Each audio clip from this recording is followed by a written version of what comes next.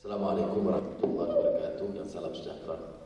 Saudara bersama kami Ayub, rakan-rakan panel, saudara-saudara yang dirahmati sekalian. Saya alukan ikhtiar Sudut Safa dan komiti untuk meneruskan wacana yang bebas dan segar dalam negara kita.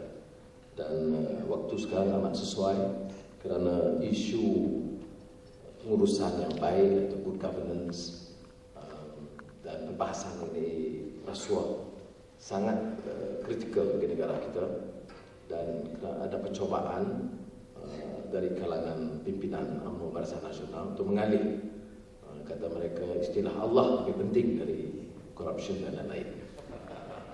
So I think we must have the courage of conviction to deal and discuss what we consider as fundamental issues affecting our nation. Corruption is, of course, one, which is related to the issue of good governance.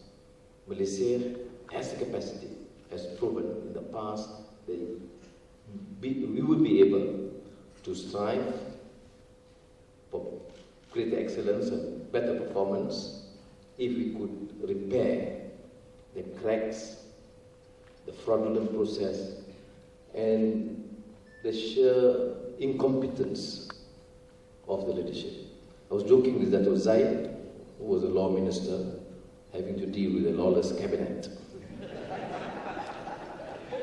And I'm eager to find what he has to say as a deputy prime minister dealing with the then boss. Now, reminds me of what Thomas Jefferson had to say about mob rule. He was making an assumption that a democratic process can present a majority party, 51% rule, but can turn out to compromise its ideals by condoning a form of a tyranny of the majority. Quote, a democracy in that regard is nothing more than mob rule, where 51% of the people may take away the rights of the other 49, precisely in our case in Malaysia. The only difference is Jefferson was dealing with an election process that is clean and fair. We had seen a corrupt system, a fraudulent process.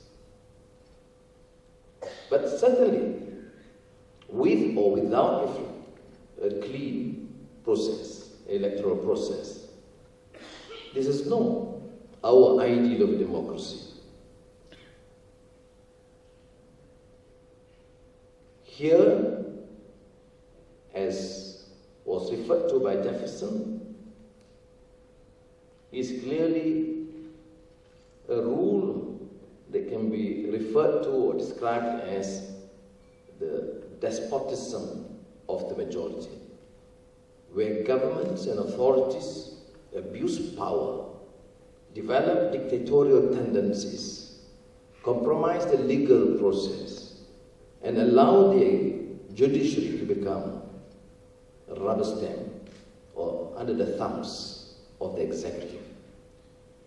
Ambiguous, more expertise on this. Now, this concentration of power invariably leads, again, to the abuse of the legislative process. We happen to be in Parliament these days, speaking to empty chairs in front.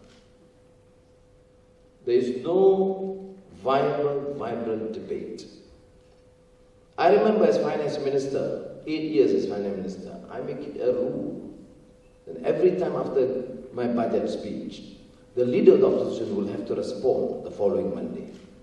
And you can ask Kit Siang, as then opposition leader, I have not failed once to listen and take notes, however much hard-hitting, difficult it was to sit there to listen, but that is what democracy and democratic practice is all about. All these years, here now, not once do you find the finance minister listening to issues articulated by the opposition. That explains volumes of the sheer arrogance of power, or indignance towards what the others have to say.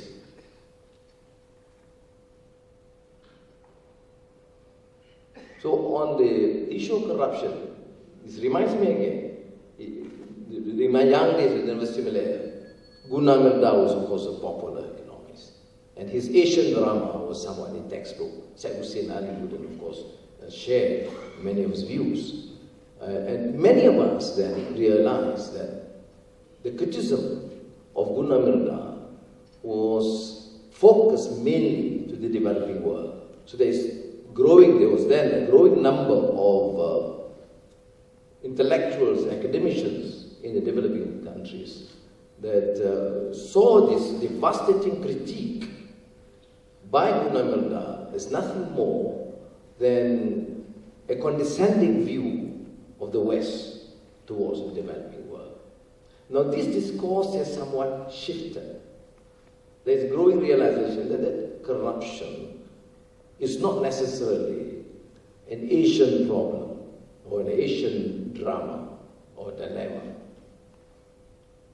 It is a universal disease. But to use an excuse like the Asian values to defend the excesses of Malaysia or Southeast Asia by saying that our Asian values must give due regard to filial piety and respect for the elders and authority, and therefore ignore core issues like judicial independence or corruption or abuse of power is now no longer accepted. Therefore, we can reread Guna Mirda just to portray the extent and the damage caused in developing countries itself, backed and supported by some of these big foreign Western foreign companies. But I think since then, we have Hussein Alatta's Sociology of Corruption, which was then, I think, by the 80s, quite popularly known to many of our intellectuals and graduates. And I think that sort of discourse must remain to be alive. Otherwise, people are getting a bit disillusioned and now growing to be cynical. But without clear strategy, clear action plan, nothing is going to change. You leave it to the Malaysian Anti-Corruption Commission. You leave it to all these glorious names of integrity panel and whatever you may have said with respect to Tan Sri Megat and Modi. Nobody has any trust in the capacity of these institutions having any impact. The worst, yet you can imagine, is the disappearance of the jet engines. Zaid was saying that it's comparable to Zimbabwe. I disagree with him, because Zimbabwe would protect the security establishment in a more organized manner. Whatever excesses they may have in Zimbabwe, but at least they have that. We have even failed in that. In our entire security establishment, the only sector that's been protected is probably the special branch. Because that's the only institution that probably be able to hold UMNO and the ruling establishment